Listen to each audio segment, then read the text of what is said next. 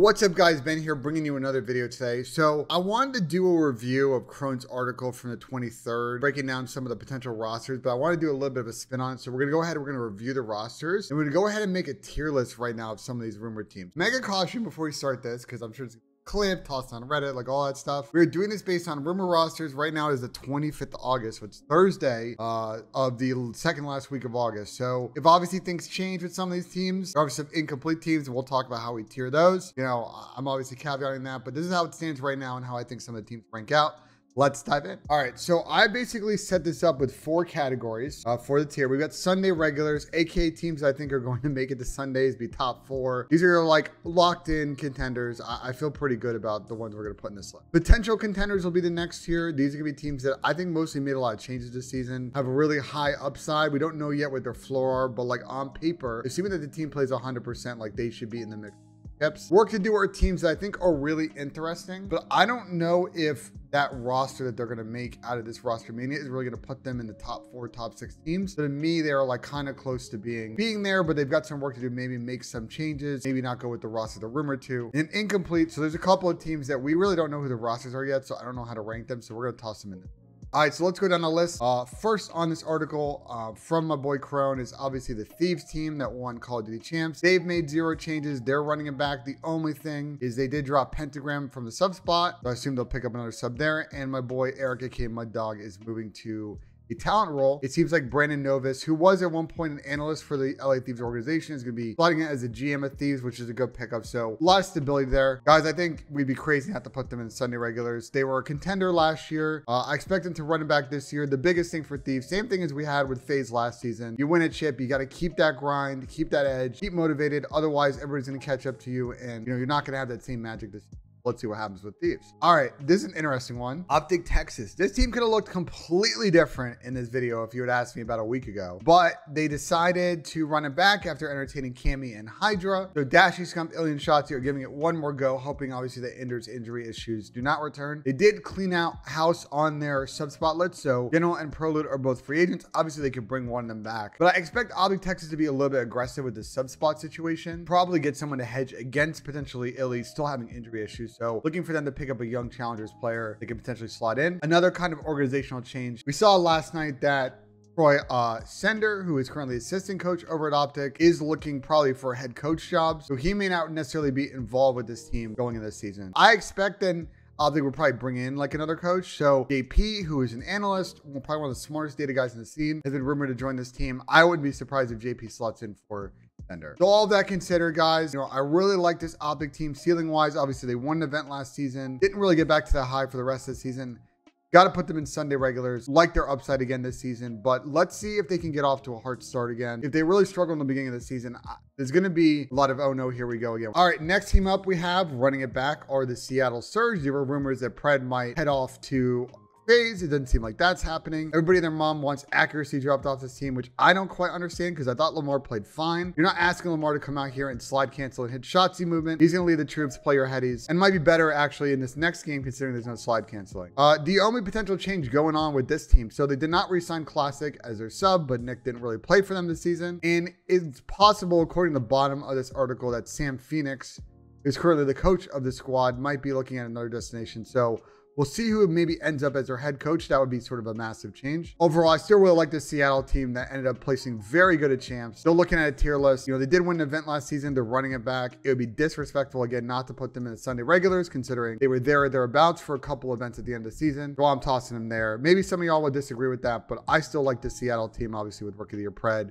We know how good Dante is. Mac is really the X factor. If they want to be a more consistent contender this year, they're going to need Mac to be overall the sort of more consistent. Otherwise, it's going to be the same variance in results again. Finally, we get to a new squad here, the Minnesota RØKKR. A bit of a splash to cash situation. I'm recording this Thursday morning. There's a press conference scheduled for this afternoon, I think ideally to unveil this team. Afro attached Bance and Cammy is looking like the squad. So a big switch up from last season for Minnesota. Attach only person that's coming back. Obviously, they picked up Fame for Major 4, but he didn't feature. They picked him up as a substitute. I like this squad. You get Bance and Cammy coming over for Toronto, Afro coming over for London. Interesting, that's pretty much a 3 EU squad, 1 NA squad. But I like the upside to this team. The biggest issues that Minnesota trying to solve is getting better in hardpoint. And I think maybe they can do it with this squad. Obviously, they're running it back with the coaching duo of Brian Saint and Looney. I think overall, this is an expensive team to build. So pressure is on for this team to be good off the break. And as much as I really like this team, we just can't put them in Sunday regulars yet. We haven't seen this team played. So my criteria for this is like, how are teams going to play at their 100% potential? And I really like this Minnesota squad. I just don't know if for me in Respawn, do they really stack up talent-wise against like a Thieves or an OpTic or a FaZe? They might. But I think having not seen them play yet, I think I got to put them in potential contenders. But this could be a team that very instantly falls in the top tier. But right now, I think this is the perfect slot for them. They could potentially be a top 4 team. They could also very much be a top 6 team because there's a lot of talent in this league. We're going to have to see how this expensive roster does in the beginning of the season. Another squad making some changes, but not as much of a squad wipe as Minnesota. We've got the Los Angeles Guerrillas making an interesting decision here. They are running it back with the trio of Hook, Neptune, and Spart that was unable to qualify. And they're bringing in RCD's 4 Slasher, who is going off to another team. And we'll talk about that team in a second. They still have ASIM on the roster, but it doesn't seem like ASIM is involved with their current plans. If I'm LAG though, I probably try to keep him because, you know, the difficulty with me in this roster, I feel like the decision-making sort of ceiling with this team is a little inconsistent. They don't currently have any coaches. Bevels and Ricky are no longer coaching this team, so that's going to be a really important role to fill. This team can really be anywhere. So considering that, I still think ceiling-wise, like they have very much a top 6, top 8. Like if they played solid and not to 100%, they can be in that spot. I can't put them in Sunday regulars. I'm going to be nice to them. I still think this roster definitely needs some work. It's not the trio of players that I would run it with. I'm putting them in potential contenders. I could, if I wanted to be really harsh, put them in work to do, but they've got the talent to be decent. They've got also like the kind of players that will grind off the break, so they can actually get kind of a little bit ahead, considering that rumor the first event is in December. So putting them in this potential contender spot, we haven't ranked FaZe yet. Top 6 feels pretty good for this team. And let's get to FaZe now. They're making one slight change. Obviously, we talked about Alec going off to LAG. A bit of a surprising move considering how close this team was. Atlanta FaZe was linked with a lot of players in this window. I will say on top of that, that I think some of that linkage was players trying to play with Atlanta FaZe, not necessarily FaZe wanting to play with players. So read into that what you will. But they are, looks like they're going to go forward with Austin Litico, aka Slasher. This is a huge get for Austin. He's been on some really great teams in his career. Has won a ring, won back-to-back chips with the 100 Thieves. He's obviously was on that really good Rise roster in World War II. But since the Thieves team broke up in Black Ops 4, hasn't really had a team that's had consistent success. And this is a squad that's going to be the easiest team he's probably ever played on in his life. If you're a main AR for this team and you've got aggressive players like a BZ and Simp in front of you, it's gonna open up the decision-making for you so well. He's gonna be brought in this team, I think, do very much similar to what Alec does, right? Like bring some leadership, be that pace setter. This team made it to the finals of Call of Duty Champs. We're putting them in the Sunday regulars. I'm not really ranking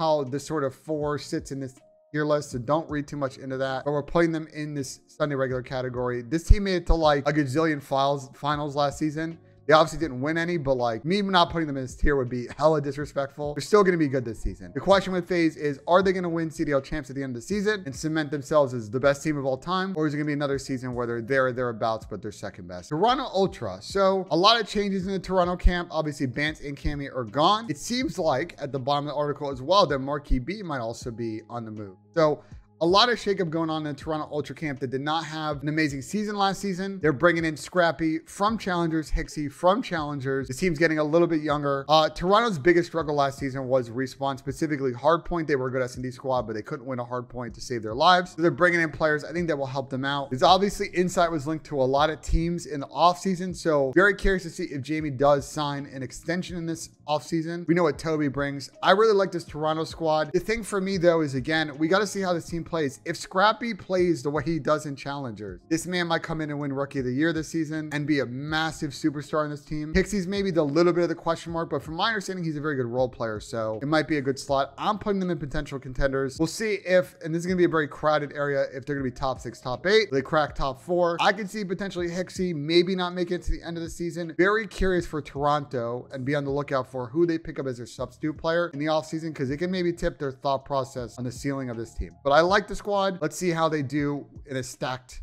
Call of Duty league. All right, next up, Boston Breach. We got Nero and Vivid coming back. Method's a little bit of a question mark. We'll get to that in a second. It looks like Big Wake, aka Awakening, is going to be joining this roster. I think that's a massive get and an upgrade over TJ.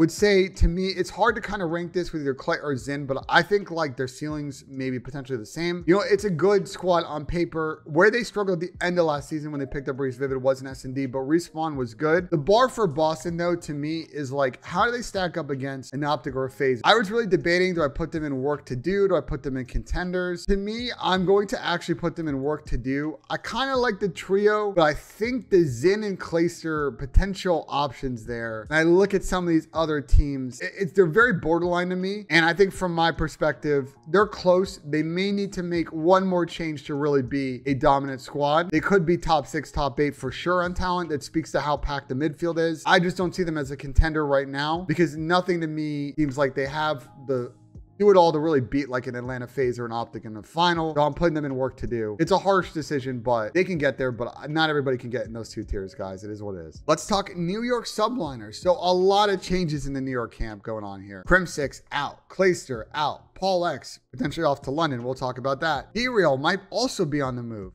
JP out, Revan out. So like massive new look New York. Listen, I had to play therapist to this team a couple of weeks ago on the flank. So getting their team culture right is key. So they're making a bunch of big changes here. They're keeping Kismet. Looks like they're re-signing Hydra based on current rumors. Caesar Skies Bueno is investing in his game and joining the New York Subliners, it looks like. And that last spot is rumored. I've heard a bunch of different players. I've heard Asim, I've heard Priesta. For now, it seems like Priesta is the option. I think they may also be looking at a main AR and having Skies maybe run flex. So let's assume for this that it's Kismet, Hydra, Skies, and Priesta. Another squad that's a little bit hard to rank, right? Like there's a lot of talent in this team potentially, but it is a little bit of a funky fit. I'm gonna do the Boston test here, which is like, if I compare them to Boston, like where do they rank? And I think the New York team's probably a little bit better, but man, this team is so hard to place, man. I just legit don't know. I'm going to go ahead on a limb here right now with this roster and put them in potential contenders. And the reason for that personally is because I know how good Priesta can be if he's in the right role. And that might be the big X factor of this team. If they can get the right version of Preston, like they get very dangerous. But if they get kind of depressed in the last couple of years, they're going to be, again, another inconsistent team where in a packed midfield in the CDL, like I don't know if they're going to be top 4, top 6, top 8, but for now, I'll put them in potential contenders. Let's talk about the Florida Mutineers. Major Maniac, Gizmo, Nasty, and Dave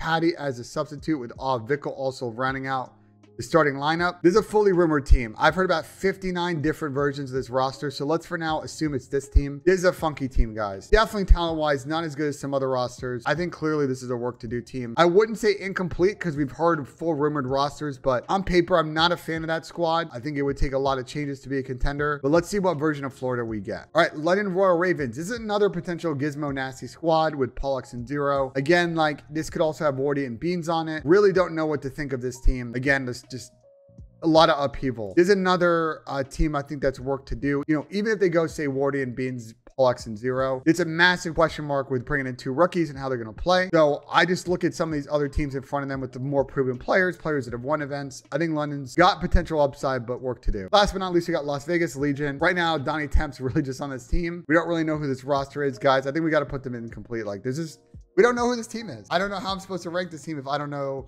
who's in the squad. This is the final tier list right here. I think the Sunday regulars seem pretty fair. The contenders seem fair to me too. I think you could maybe swap New York and Boston, but I feel like potential wise, the New York team probably a little bit higher. You could argue with me over Clayster potential and all that stuff, but I feel like, you know, the balance for me on the New York side is Hydra and Kiz and where they're at. So let me know in the comments what you guys think of that tier list. Do you agree, disagree? Again, we're making this tier list as of right now. So obviously, especially with the Florida, the London roster, the Paris slots, or the Boston rosters, and the 4th spot in New York, as we solidify, we'll relook at this probably next couple of weeks, make a revision to it once we know all of the final rosters. If you like this video, smash that like button. And as always, guys, appreciate you subscribe to my channel. We keep pumping out content for you every single day. So be on the lookout for that. And as always, guys, we will see you in the next one.